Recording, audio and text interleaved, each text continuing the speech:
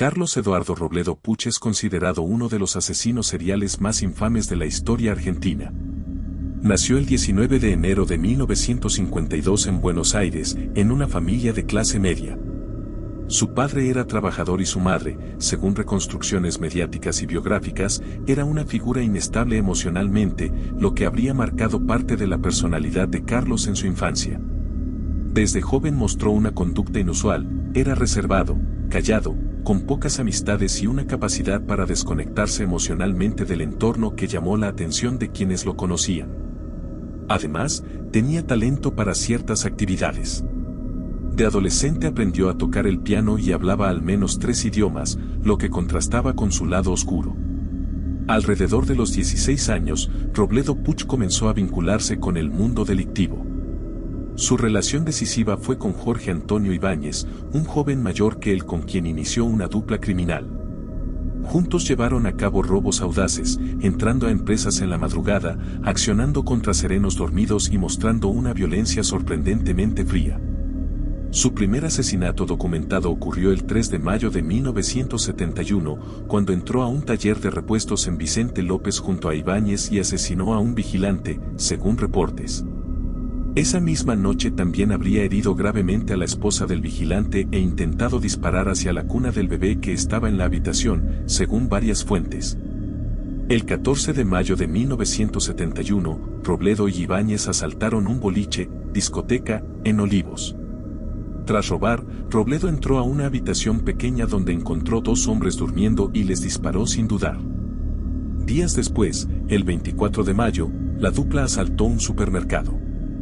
Allí, Robledo mató a otro vigilante mientras dormía, y luego, según las crónicas, celebró con su cómplice, bebiendo whisky sobre el cadáver. En junio de 1971, su violencia adquirió otro matiz. El 13 de ese mes, secuestró junto a Ibáñez a una muchacha de 16 años.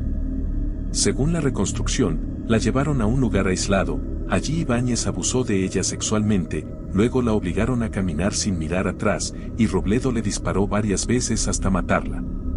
Poco después, el 24 de junio, cometieron otro crimen. Una mujer de 22 años, según algunas fuentes 23, fue secuestrada, posiblemente abusada y luego asesinada a tiros por Robledo.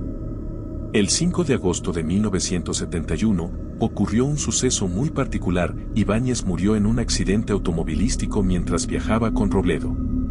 Algunas versiones sostienen que pudo haber sido algo más que un accidente, pero oficialmente fue declarado como tal. Después de esa muerte, Robledo buscó un nuevo cómplice y lo encontró en Héctor Somoza. A partir de esa alianza, continuaron los crímenes. El 15 de noviembre de 1971, entraron a un supermercado en el conurbano bonaerense. Al ser sorprendidos por un vigilante, Robledo disparó múltiples veces y lo mató. El 17 de noviembre, asaltaron una agencia de autos y, antes de huir, Robledo asesinó al vigilante que dormía. Unos días más tarde, el 25 de noviembre, irrumpieron en otra concesionaria, robaron y Robledo remató al guardia, subiéndolo al segundo piso para disparar más eficazmente. El crimen final ocurrió el 3 de febrero de 1972, dentro de una ferretería en Tigre. Robledo y Somoza ingresaron, encerraron al guardia, y luego Robledo le disparó para matarlo. Pero hubo otro giro. En medio del intento de robo, Somoza se movió de forma inesperada, y Robledo, creyendo que lo atacaba, lo fusiló. Luego, para ocultar la identidad de Somoza, Robledo le desfiguró la cara y manos con un soplete, en un acto macabro que evidenció su frialdad. Además, tras la muerte, olvidó que Somoza tenía en sus bolsillos su documento de identidad. Ese descuido fue clave para su captura. Fue arrestado el 4 de febrero de 1972, cuando la policía identificó el DNI de Robledo en los restos del cadáver de Somoza. Su detención fue el resultado de ese descuido, algo casi irónico para alguien tan meticuloso en otros homicidios. En el juicio realizado en 1980, Robledo Puch fue condenado por 11 homicidios, 17 robos, intentos de homicidio, abusos sexuales y raptos, entre otros delitos. En varias entrevistas con los peritos judiciales, destacó su frialdad emocional. Según los peritos, Robledo Puch saluda con cortesía y usa un tono educado, pero su mímica resulta exagerada, amanerada, y su sonrisa puede interpretarse como cínica. Su capacidad cognitiva fue valorada como buena, sin ser extraordinaria, tiene memoria muy activa, asociación rápida de ideas e imaginación viva, sin rasgos psicóticos evidentes. Según uno de los evaluadores, no muestra trastornos del juicio patológico, lo que implica que podía comprender la criminalidad de sus actos y tener conciencia de lo que hacía. Sin embargo, los peritos también observaron rasgos típicos de psicopatía, tendencia a actuar para descargar tensión, impulsividad, baja empatía y una sorprendente capacidad para adaptarse socialmente cuando conviene. El médico legista Osvaldo Raffo fue una figura clave en la pericia contra Robledo Puch. Según la reconstrucción periodística, Raffo realizó múltiples entrevistas con Puch durante semanas.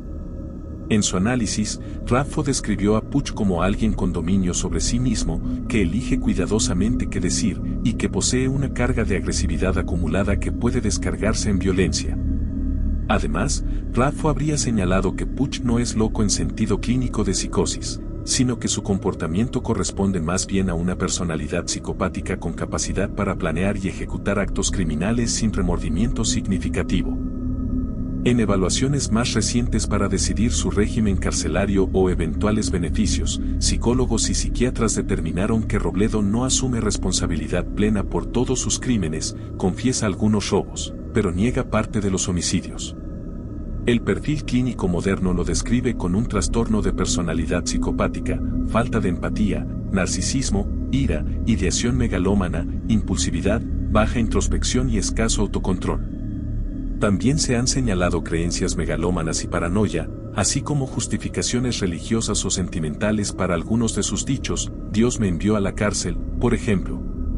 El juicio oral contra Robledo Puch comenzó en agosto de 1980. Durante el proceso declararon 92 testigos, incluidos policías, familiares de las víctimas y personas que lo conocían, lo que permitió reconstruir gran parte de su historial delictivo. Sus defensores intentaron argumentar que Robledo tenía problemas mentales graves, más cercano a un alienado que a un psicópata, buscando una inimputabilidad o al menos una atenuación. No obstante, los peritos designados por la Fiscalía y por el Tribunal concluyeron que, aunque Robledo tiene rasgos de psicopatía, no sufre una enfermedad mental que anule su responsabilidad penal.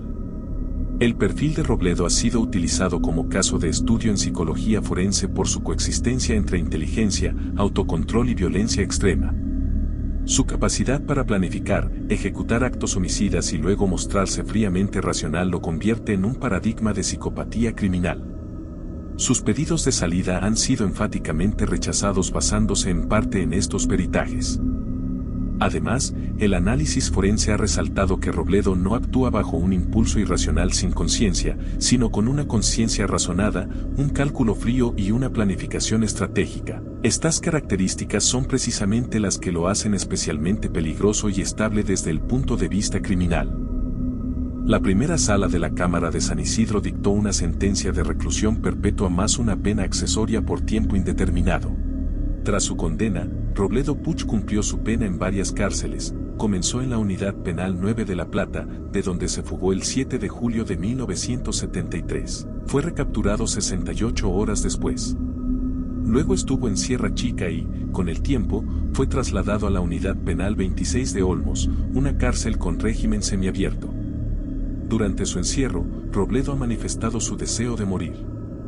A sus 73 años, con múltiples problemas de salud, ha pedido repetidamente una vía con suero y que me inoculen veneno, según declaraciones recientes. Esa solicitud no puede legalmente satisfacerse en Argentina, donde ni la pena de muerte ni la eutanasia están permitidas. Su figura ha trascendido la cárcel.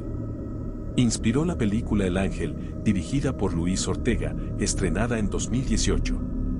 La notoriedad de sus crímenes, combinada con su apariencia juvenil y su comportamiento frío, lo convirtió en un personaje de fascinación pública, una leyenda criminal para muchos, un monstruo para otros, pero innegablemente parte del imaginario argentino. A lo largo de su vida en prisión también ha buscado su libertad. Ha presentado pedidos de excarcelación o libertad condicional que han sido sistemáticamente denegados. Las autoridades y los tribunales consideran que sigue siendo un peligro para la sociedad, incluso tras medio siglo tras las rejas. Su caso ha sido objeto de múltiples estudios criminológicos. En su momento del juicio, fue calificado por peritos como psicópata consciente, alguien que entendía perfectamente sus acciones y aún así las cometía.